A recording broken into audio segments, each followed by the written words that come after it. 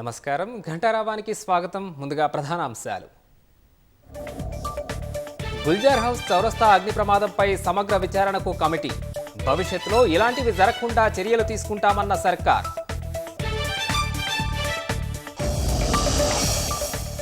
విజయనగరం పేలుళ్ల కుట్ర కేసు దర్యాప్తు వేగవంతం.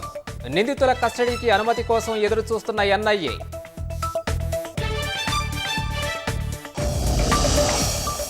ముఖాన్ని స్కాన్ చేసి 1 నిమిషంలోనే రక్త పరీక్ష.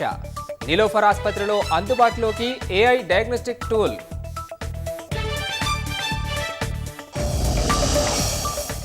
పాకిస్తాన్ అంతా భారత్ రేంజ్లోనే ఉందన్న ఆర్మీ ఎయిర్ డిఫెన్స్ డీజీ. మనం దాడి చేస్తే దాయాది కలుగు వెతుక్కోవాల్సిందేనని వ్యాఖ్య. యుద్ధం ముగింపునకు రష్యా సిద్ధంగా లేదన్న జెలెన్స్కీ. పుతిన్ కాల్పుల విరమణకు అంగీకరించాలని డిమాండ్.